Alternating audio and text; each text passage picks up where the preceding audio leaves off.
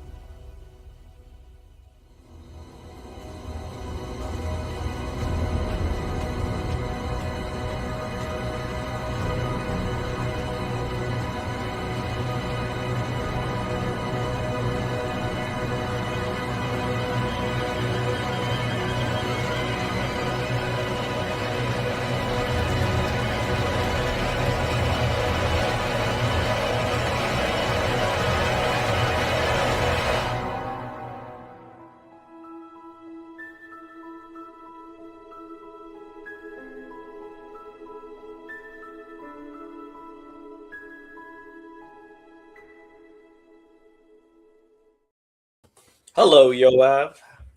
How are you doing? Hello, long time no see. I know, I know. I was sick.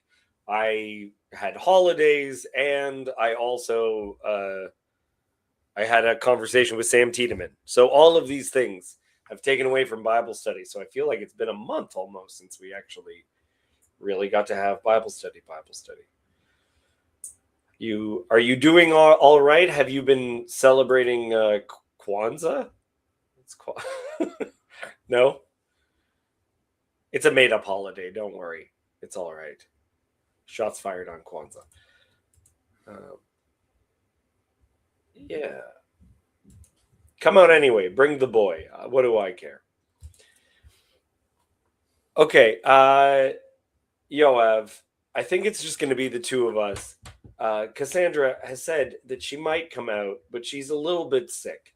So, if the drugs hit hard enough, she'll come out.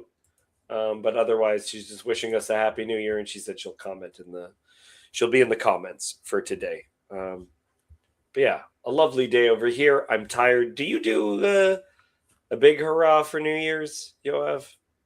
Do what? Like, do you celebrate New Year's? I guess as a Jew, you have multiple. You have so many New Years. This Yes. this would be your third Uh, New Year this year. in Israel, nowadays, it's better known as Novi God. Okay. We have 10% of the population coming from Russia and the Ukraine. And for them, it's the most important holiday of the year. So people will be Hmm. missing work today, Okay. recovering from last night's celebration. Okay. But you don't do anything for that. I'm not particularly Russian, so it's a family holiday. It's not something that you celebrate by yourself. Okay. Okay. Yeah, we had a party last night, so I'm a little bit tired. As soon as this is done, I will probably be taking a nap. Um, my holidays has meant a lot of napping. But we're talking about a passage that I really, really like a lot, which is Naboth's vineyard. I don't know to what extent you know about it from before. I don't think it gets enough press, but we will be giving it press today. Do you know the passage at all? Okay, good, good, good. How do I make this bigger?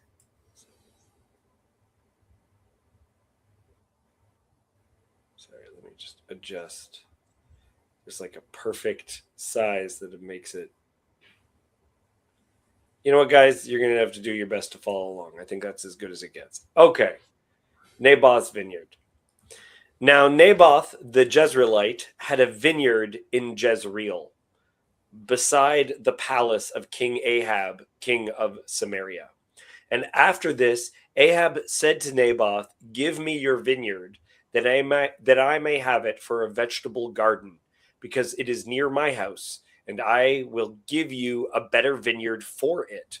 Or if it seems good to you, I will give you its value in money."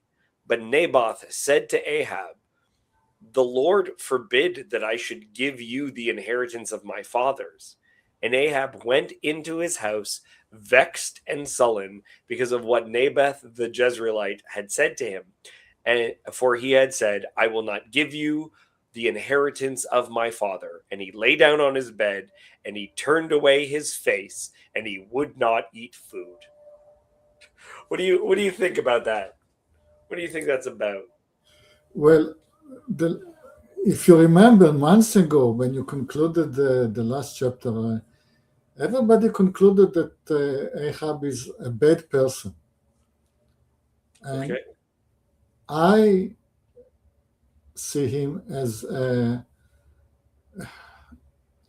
king trying his best to do what is best for the kingdom. Right.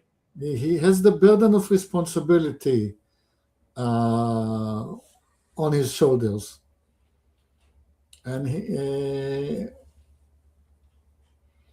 really, so far, uh, all he was doing for what he saw as the best for his people. Mhm. So now I'm going to defend him. Would he be really so crossed for not getting a vegetable garden? And it lies on why not. Why should not Naboth sell him the vineyards for a vegetable garden? I don't think Naboth wanted it very much, because if it's a vineyard just by the king's palace, it's a busy place. Horses come and horses go, and soldiers come and soldiers get into the vineyard and they steal some grapes and go find them.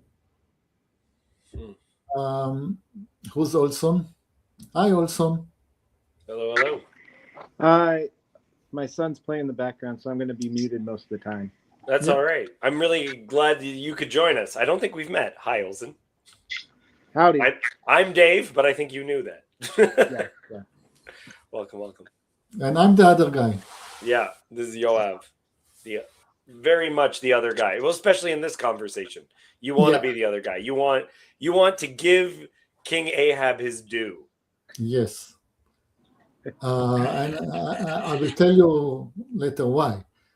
So what inhibits Naboth from selling his vineyard? It's because he's from a different tribe. He's stressing it's the what I inherited from my forefathers. And what he's saying we in Israel, we have this separation into tribes, and we don't want to mix. I would have sold it to somebody of my tribe to keep the borders of the tribe whole. Nobody around here will sell any plot of land to any one of the strangers, because then the whole division into tribes is going to, by 2 generations, get lost.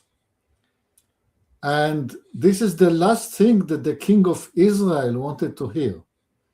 He wanted a unified country that stands together against the external menace coming from Ashur. Yeah, I think the point. Yeah, I think you're making quite a point, because this is a big reaction from the king. That it says, and he lay down on his bed and turned away his face and would eat no food. Right? It's not mild disappointment. Oh, that was a nice garden. He seems to really be affected by it, and so you have to account for why he has this reaction. So Yoav, that is your accounting for it. I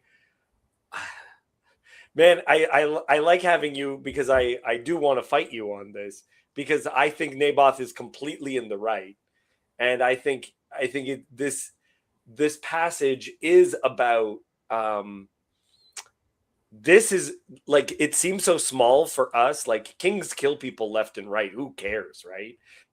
Right? Like, if Trump just kills some random guy because he wants like a piece of property, that's like how is that the worst thing that he could possibly do, right? Or has done. But this passage seems to be on a bit of that side. Do you have anything else you want to add with that? I didn't say that Naboth was wrong. I said these are 2 different views about what is Israel. Yeah. Is Israel a collection of tribes, or is it a country? Right. Olson, well, first I want to say hi, Cassandra. Thank you so much for joining us. I'm glad the drugs were quick. Olson, do you have any thoughts on this little opening that we've gone through so far? Yov, I just have a question on that, because it seems like Naboth's plot is near the capital. Yeah. So no, it's not. Okay. It is the stress. It's in Israel. Israel is a name of a village. Okay. Not the country Israel. There is still today a village called Israel at that spot. And there we excavated what used to be not the palace, but the military headquarters. Mm, And, okay. and that is a very fertile valley, sure to be no lots of vineyards on that slope. Okay. So it says it was by the palace of Ahab the king. So they weren't part of the same tribe. They stress that Ahab is the king of Samaria. Samaria is much to the south. Much to the south. Okay. That's good. I was just trying to figure out that geography on that. Sorry, I'll mute again. No, that's all right. That's all right. Cassandra, did you have anything you wanted to throw in? I'm sure. No, I just read the chapter really quickly before I jumped on, so just listening to your input, your insight. So this to me is what's central in this chapter. The central bit is Hashem forbid that I should give you the inheritance of my fathers. Naboth won't sell this piece of land because it's so if you know the law, within the system of the law, every 50 years the land belonging to the family would have to be returned to the family. So he's unwilling to divide up the family inheritance. And so I think the way it's presenting itself is that Naboth, more than the king, cares about the land and the way that Hashem has divvied up the land to the different tribes. So yes, there's been a break between the north and the south, between Israel and Judah. Like that's without a doubt happened, and Samaria is the capital of Israel and all this other stuff. But this guy Naboth, he hasn't gotten the updates. This isn't a guy who seems like he's willing to, because like you got to think, Ahab has introduced a new form of worship, right? He would be, as Yoav has said, he's trying to get people to become a new thing, right? To become their own, to Israel to become its own country. But this guy, Naboth, is running based on the old systems, right? He's still running by that, and that's his moral standard. And that's why, and Yoav, I'd love to hear your thoughts on this. That's why I think the text is on Naboth's side, and why this is such a pivotal chapter for like why Ahab is rejected because of this incident in particular. This is the big one. Does that make sense? What do you think? Yeah, I agree with you. I mean, everything you said is true. I don't think the text is at the moment leaning towards any position. The text is just reporting the incident. I don't think there's any moral judgment there in the text. Okay. It does depict the king as a baby, though, right? I love that description where it says, and he lay down on his bed, turned his face away, and would not eat. Like, it's the big king gets told by a guy that he can't have a garden, and so he's crying in the fetal position. Seems a little bit like it's against him. Right. They describes him as angry and sullen, which is how he was described at the end of the previous chapter too. Yeah. It's not much different than God's reaction to Israel whenever he's trying to arrange anything with them. At the end of every affair between God and Israel, he said, I will turn away from you. The turning away, that's good. It's not Ahab, it's us. Yeah. Okay. Cassandra, despite how nasal it will be, will you read for us from 5 to 7? Okay, if you wish. Yeah, go ahead. But Jezebel, his wife, came to him and said to him, why is your spirit so vexed that you eat no food? And he said to her, because I spoke to Naboth the Jezreelite and said to him, give me your vineyard for money, or else, if it pleases you, I will give you another vineyard for it. And he answered, I will not give you my vineyard.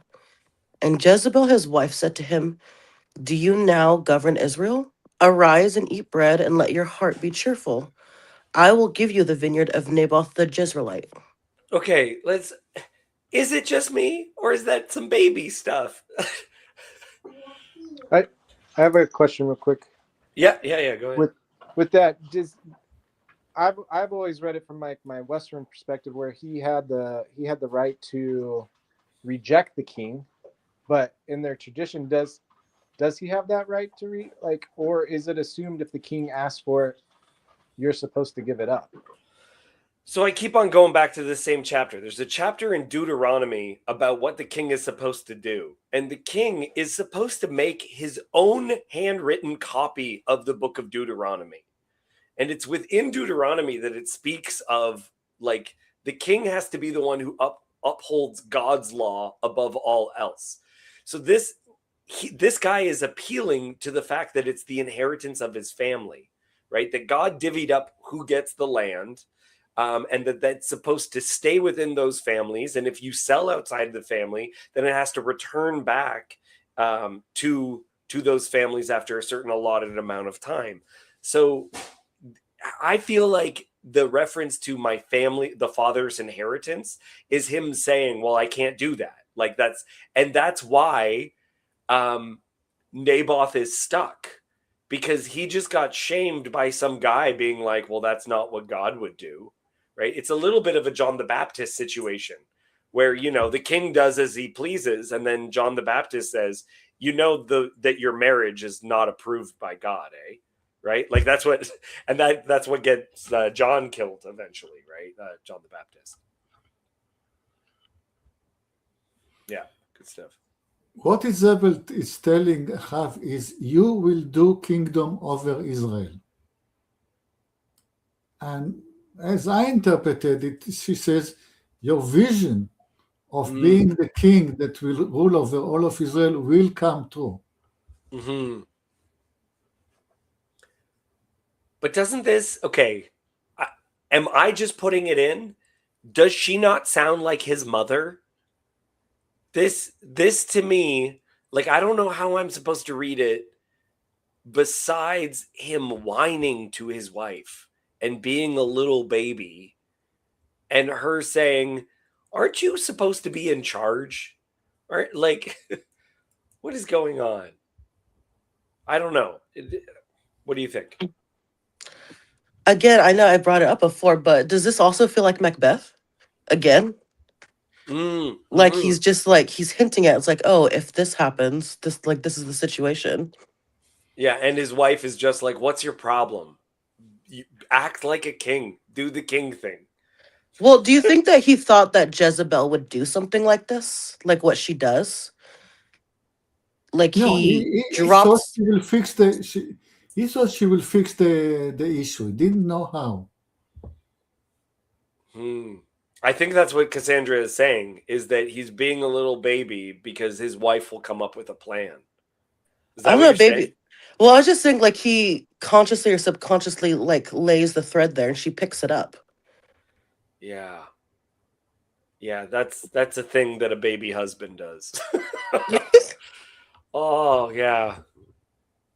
Well, it is interesting because Jezebel becomes this story is a perfect example of why Jezebel becomes the archetype in books like Revelation, and without a doubt would affect the character of Lady Macbeth. Like, she becomes a character, and we haven't really seen her act like a character in other stories. She's been mad, but here we can see her plotting and her relationship with Ahab much clearer than in other places. Yeah.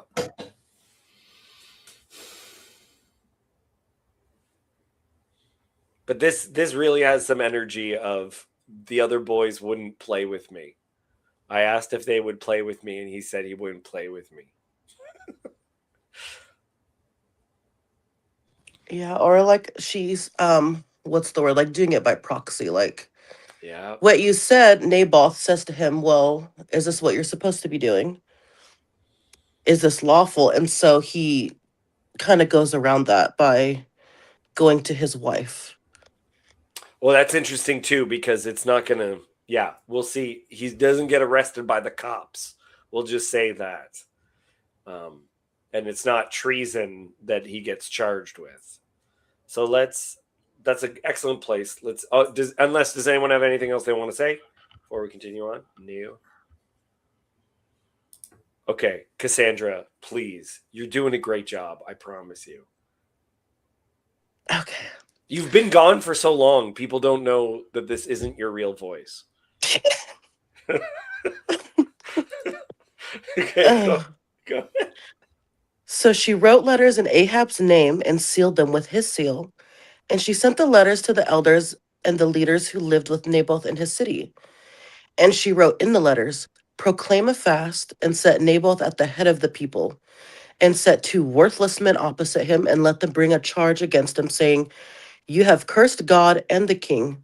Then take him out and stone him to death. And the men of his city, the elders and the leaders who lived in the city, did as Jezebel had sent word to them, as it was written in the letters that she had sent to them. They proclaimed a fast and set Naboth at the head of the people. And the 2 worthless men came in and sat opposite him. And the worthless men brought a charge against Naboth in the presence of the people, saying, Naboth cursed God and the king. So they took him outside the city and stoned him to death with stones. Then they sent to Jezebel, saying, Naboth has been stoned. He is dead. God. Thoughts on the story? I don't get it. What? How does the fast comes into the story? If there was the same story without a fast, I would have understood it.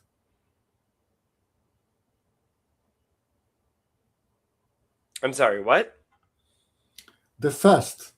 If I read the story without calling a fast, Yeah. then everything makes sense. But what is this fast? How does Well, it? it seems to be within the context that they're almost saying God is upset with them.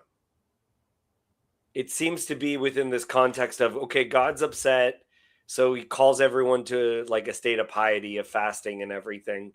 And then the people say, it's like the Jonah situation where they say, okay, whoever's responsible, we're going to throw him off the boat. That's what they're saying about Naboth, but it's a false accusation. Like in Jonah, it's the real thing. It's the storm is here because of someone has done something wrong. Jonah, it's discovered, is the one who did it, so they throw him off the boat, and then the destruction stops. But there's no just like it's deeply ironic because the destruction will come for both Jezebel and Ahab after this because of this situation. God is not bearing down wrath upon them until after this situation. But yeah, it is interesting, the fast, because it doesn't say they pretended Hashem was angry or something like that. It doesn't say that, but to me that seems implied. Since when is Jezebel trusted to proclaim that God is angry? I mean, nobody would have bought it. It just doesn't make sense. It's not in her name. It's his name. Ahab proclaimed. Yeah, also Ahab. Also, I mean, everybody knows that there is there are. That story doesn't make sense. I appreciate that things don't make sense. Go ahead, Cassandra. No, because I was thinking that too. Why do they just do it? They don't think anything is weird about what they're being asked to do. None of this is strange or sounds evil. In the letter, it sounds like they make it very plain that this is a lie and they're going to kill this man for something that didn't happen.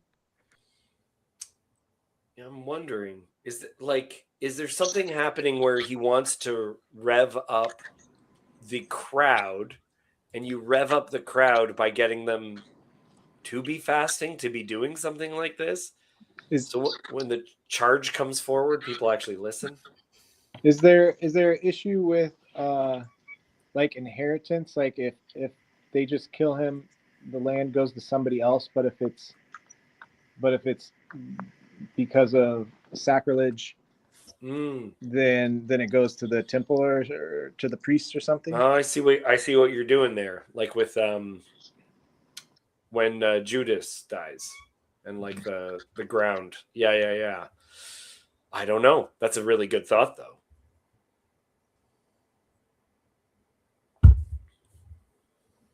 I always like when people are described as worthless. I like when worthless men show up. It's a great way of describing people. And there's two of them. So Yeah. again, like what would be the procedure if someone cursed God and the king? Is it because two people are saying it that it's considered they just go along with it? It's believable? Well, it's Yeah, that's the law in Israel. You have to have two witnesses. yeah, you have to have two witnesses. So it's interesting because they're breaking the law of inheritance. Like they're upset that Naboth is maintaining the law of inheritance, and so what they do is they get two different people to do this, which is fascinating.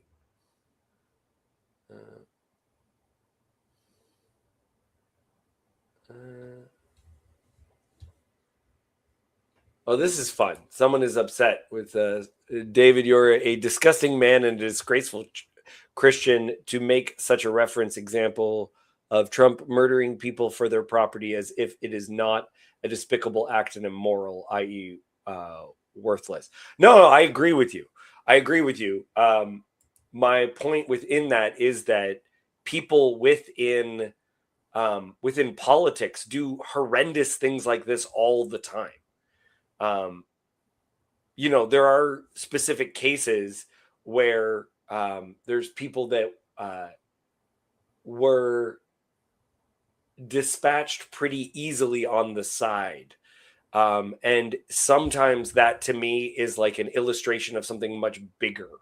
But like, it's the Joker, right? If a whole bunch of people die and the politicians are doing it, we just kind of go, oh yeah, what a big deal is that, right? Like Ahab has participated in the worship of Baal, in the murdering of priests and all sorts of things, but his downfall will ultimately be because he gets mad about a guy not selling him a garden.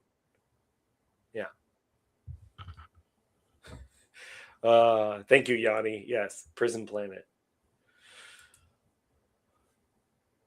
Okay. Does anyone have anything else they want to add or contribute where we are right now?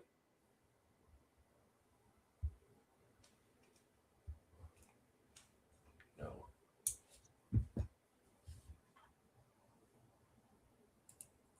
I don't know who this guy is, but no, I don't consent to it. I think the rulers are incredibly evil, and they do things like this that are horrible all the time. And the text is drawing us attention to a guy. I think it's even important that he's named, right? There's so many people that just get dispatched and we never hear of them. But Naboth gets remembered because of how big of a deal what is about to happen is. It's a very, very big deal. Yeah. Okay, let's I think we should continue in. The writing the letters is something that really gets to me too. The idea that that she has so much control of him, which Cassandra, if you want to make comment on this is part of exactly the Lady Macbeth bit that you're saying, that he's in control. Does that make sense? Well, I'm going to defend him again. He was a military leader. He was often on very long voyages all the way up to Upper Syria and leading coalitions of all of the people of the region. Who will tend the internal affair in the palace while he's away? He has to trust somebody to be the man in charge when he's out, and who is better to trust than his wife? Mm-hmm. Yeah. He's going to come out as a saint with me. Just wait and see. Always trying to push us. Thank you. I appreciate it. All right, Cassandra, can you finish off this section for us? 15 to the end there. Okay. As soon as Jezebel heard that Naboth had been stoned and was dead, Jezebel said to Ahab, "Arise, take possession of the vineyard of Naboth the Jezreelite, which he refused to give you for money, for Naboth is not alive but dead." And as soon as Ahab heard that Naboth was dead, Ahab arose to go down to the vineyard of Naboth the Jezreelite to take possession of it. As soon as he's dead. All right, let's go down. Let's take this thing. Man, yeah, it's just so brutal. So brutal. I always want people to remember there's two different versions of stoning to death. Stoning to death is either a deeply democratic way of killing people, where a whole crowd just throws rocks at someone until they die. I really want to pause one moment for us to think about how brutal that is. Like if you pick up a rock, it's not 5 rocks thrown at a human being that will kill them, right? It's gonna take a couple of fastballs in order to actually kill someone. Or option 2, that exists within Jewish tradition on how stoning would work, is that they throw the person off a cliff, and the rocks get thrown down. The first 2 rocks are from the from the witnesses. The witnesses are the first people to throw the rocks. Because again, you're standing behind that this was the offense that was happening. Either way, quite brutal. It's not nice. Not nice at all. Thank you, Donnie. Donnie, why don't you come out? Why just follow the link, come on out, join us, help us finish off this chapter, okay? And let me know what really happened there. I need somebody of Donnie's caliber to actually tell me the story because I don't understand the story. Yeah, Donnie, come out. Correct him. Okay. Yeah, go ahead. Question on the inheritance. So once he died, why didn't his family take possession of it? That's a good question. Well, it might be one of those things that after you have someone publicly killed, then you can kind of do whatever you want, I guess. But yeah, that's a good kill him. Make sure that the property goes to someone that we can bribe instead. It's not even that Ahab wants to do it for free. He says, "I'll pay you for it," right? But even paying for it is still breaking the law, right? So, I mean, it might just be next family members willing to, yeah. It's a good question, though.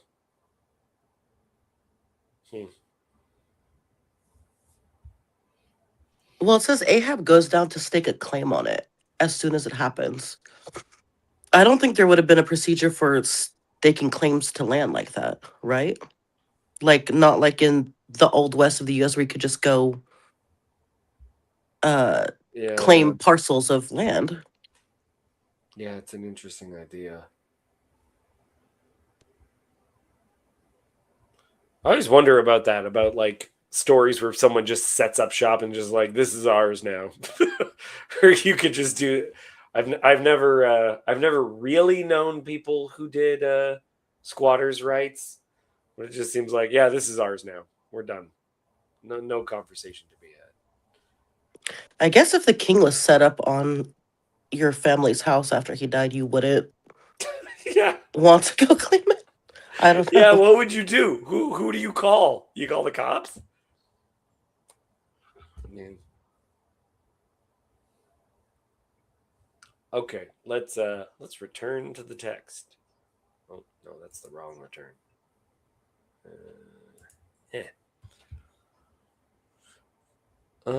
Olson, could I get you to read? Or would you be down for that? No. He is entertaining children. And very important thing. Crucial. Ooh. Oh, he's playing Monopoly. Awesome. Yeah. How much is the vineyard in his Monopoly to play? I know. I was just thinking about that. We're talking about a thing about picking up pieces of land, and the man's playing in Monopoly. I love it. Love it. Perfect. Now okay, never mind. Let's continue on. Cassandra, please continue reading for us. All right. Then the word of the Lord came to Elijah the Tishbite, saying, Arise, go down to meet Ahab, king of Israel, who is in Samaria. Behold, he is in the vineyard of Naboth, where he has gone to take possession. And you shall say to him, Thus says the Lord, Have you killed and also taken possession?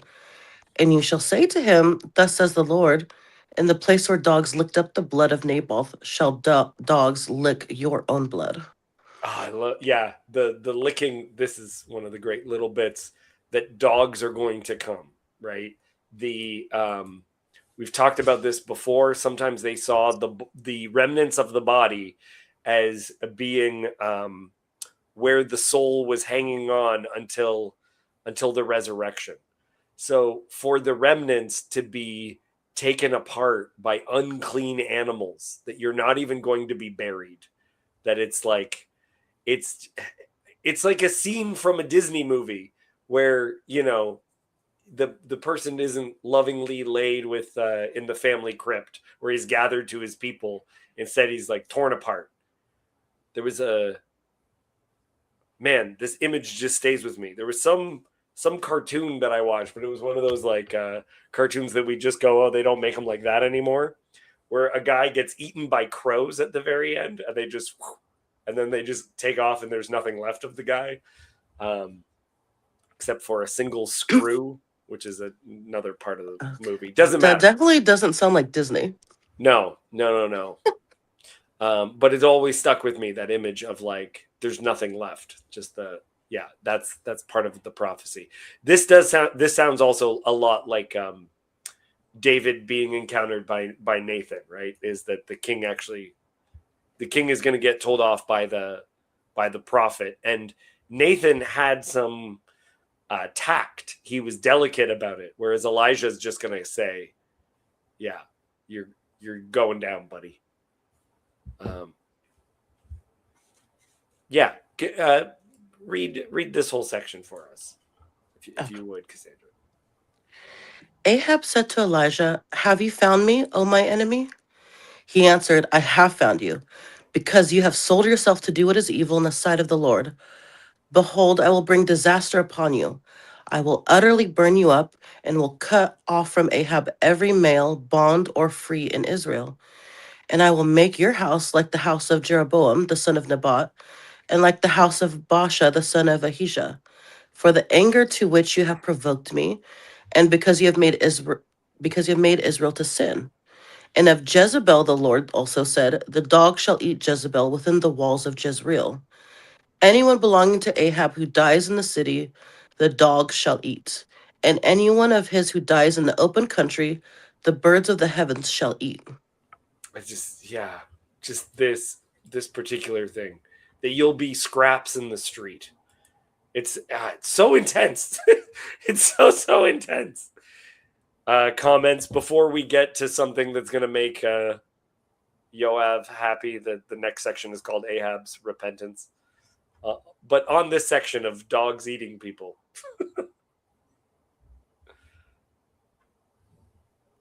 Yeah, they will eat you. There's a lot of stories about that when people die in their house with their dogs or with their cats, with any animal, really. yeah, man.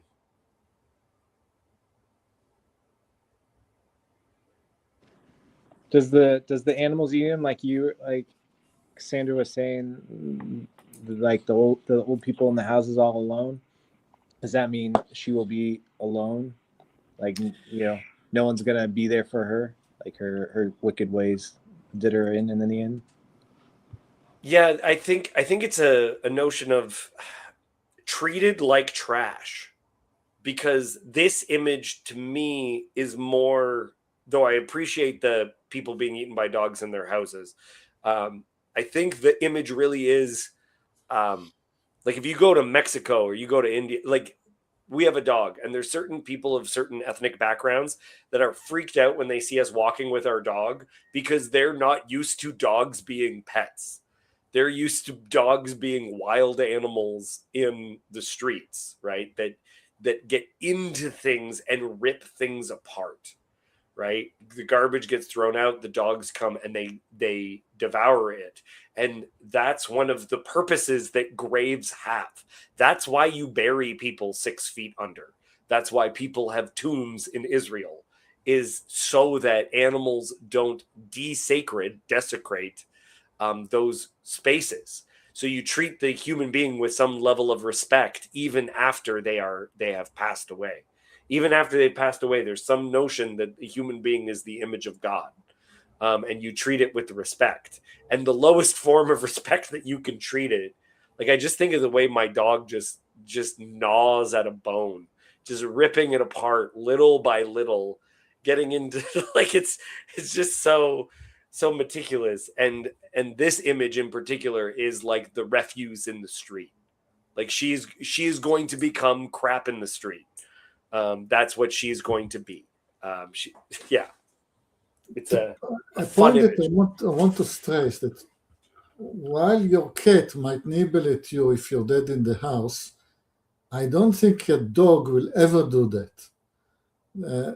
Dogs are politicians, and they know who is family. They know that she is the queen, and they know that if they happen to find her dead and they start to mention her, they know the punishment will be severe. A dog will not normally eat the body. The situation in which the dog eats the body will be exceptional. Yeah, you're quite right. I didn't want to poo-poo on the idea that was made public, but there are situations where animals have attacked their owners. But as best I understand, there actually aren't any real news stories of dogs in particular with their owners in houses. Dogs have sense of hierarchy. They know she's the queen. Yeah. There was like stories of like elephants and stuff where they, after a respected member of their group died, will gather around to make sure other predators don't eat the dead body, right? Like, yeah, it is interesting that animals have a sense of respect sometimes for bodies. It's a weird sort of thing. I guess that's why it's part of why that's the prophecy made, because it's unusual. Yeah. Like this, what will happen? This is unusual and it's meaningful. Yeah. Well, and the opposite, the dog gets brought in right after. The image also that the good kings, as they die, it repeatedly said he was gathered to his people, and was buried in the grave in Jerusalem. And quite literally, the bones would be gathered and put in an ossuary, a bone box, where they would be kept waiting for the resurrection. And that would be almost seen as like, we're all together waiting for the resurrection together, right? Like that image that people have of heaven, that it's almost like your family waiting for you at the airport, right? Like that's kind of the image of was gathered to his people, and the image of the family crypt. She doesn't have that image. She's not gathered to no one. She's dispersed, right? Torn apart. Yeah. And I like the birds then get brought into it too the second time around.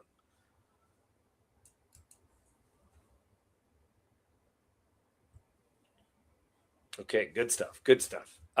Cassandra, continue on, would you? There was none who sold himself to do what was evil in the sight of the Lord like Ahab, whom Jezebel his wife incited. He acted very abominably in going after idols, as the Amorites had done, whom the Lord cast out before the people of Israel. And when Ahab heard those words, he tore his clothes and put sackcloth on his flesh, and fasted and lay in sackcloth and went about dejectedly. And the word of the Lord came to Elijah the Tishbite, saying, Have you seen how Ahab has humbled himself before me? Because he has humbled himself before me, I will not bring the disaster in his days, but in his son's days I will bring the disaster upon his house. Hey Cassandra, how does Elijah feel about this? You've seen what the character of Elijah is. Is Elijah happy? Do you think that Ahab is repenting? I was gonna say this kind of reminds me of like what Jonah said he didn't want. He's like, "You're gonna forgive them anyway. Why do I have to go do stuff?" But Right. Tell him off. Tell him he was wrong. So Yoav, are you happy now? Are you happy the man repented? Is that what you wanted? I feel like the bad guy as well because I'm upset that he doesn't like. Okay, you apologized. Good. Still light him on fire. You know.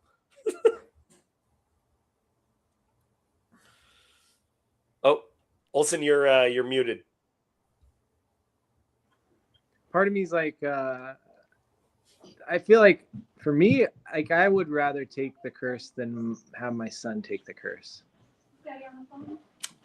Yeah, that is interesting. Yeah.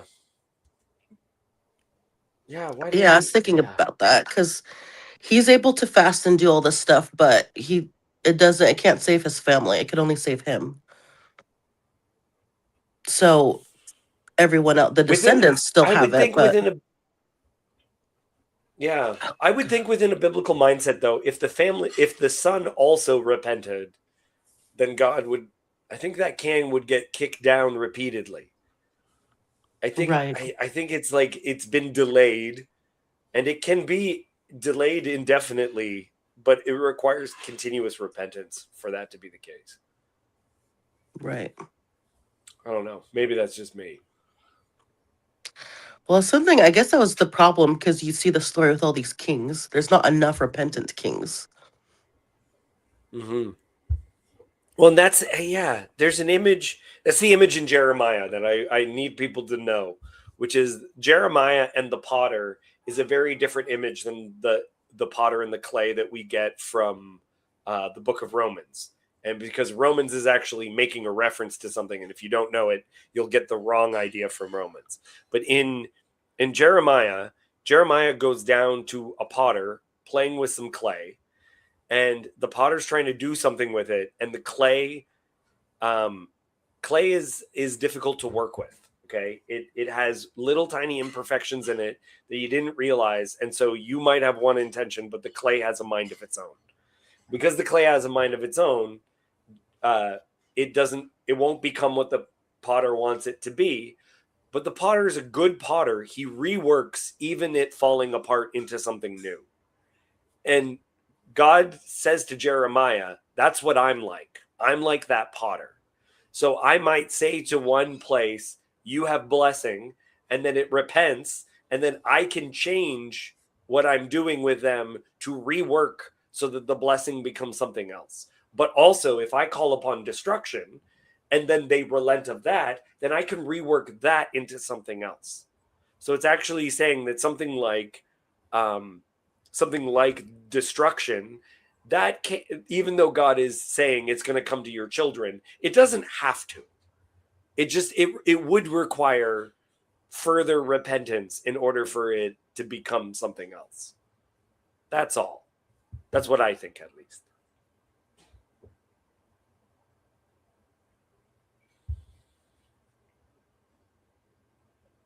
Yoav, do you want to talk up your favorite king? Apparently, King Ahab, your favorite guy, who you think is just wonderful.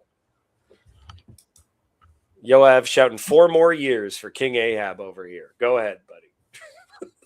Yep. Now, what's the opposition? Who shall I elect? Who's the alternative? It's a good point. That's a good point. So my vote goes to Ahav. Yeah. Well, and we still don't get reference of Jezebel repenting, and her death is, I think, presented as something which you're supposed to be satisfied with.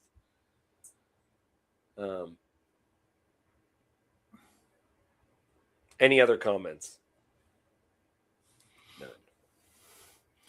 Very Olson, small comment. There is an aleph missing in the text. there's an aleph missing in the text. Yeah.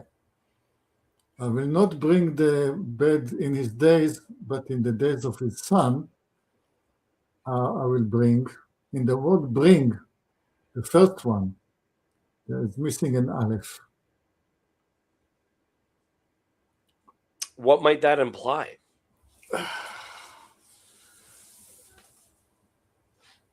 You can read it like not my father.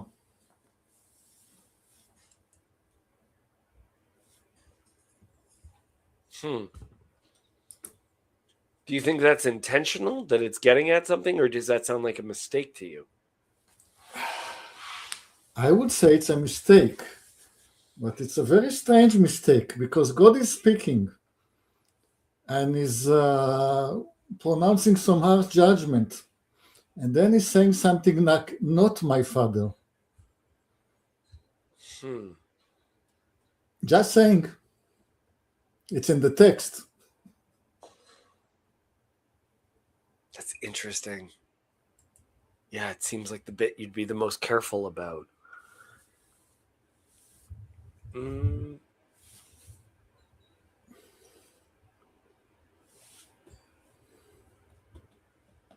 Oh, okay. So can you, Yanni, find out further details about this? Because I hear that this doesn't happen as often as people think. Well, they're police dogs. Oh, that's right. Those guys are aggressive. Neil is saying strange mistakes are the best mistakes. He loves strange mistakes. He's also very excited that Olsen is here.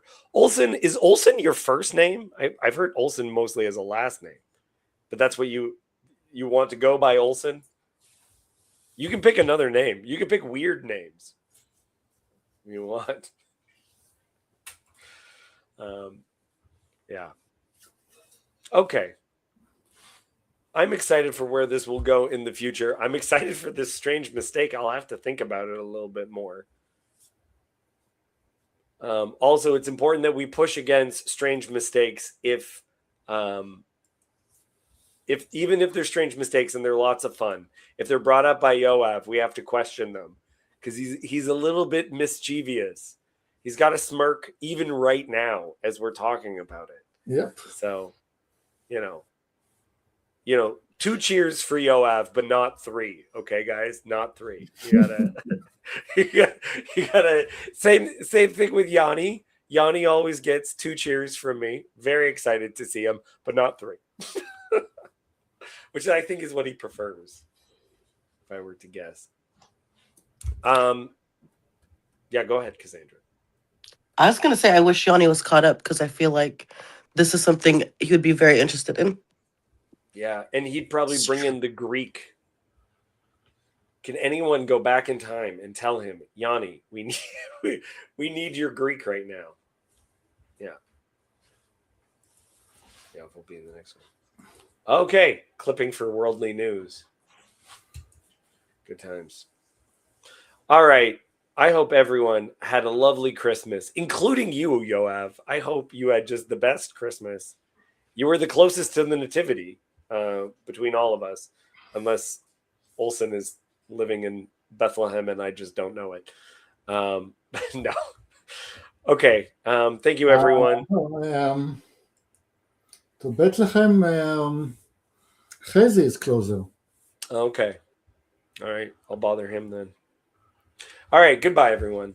I'm gonna go maybe take a nap. See you later.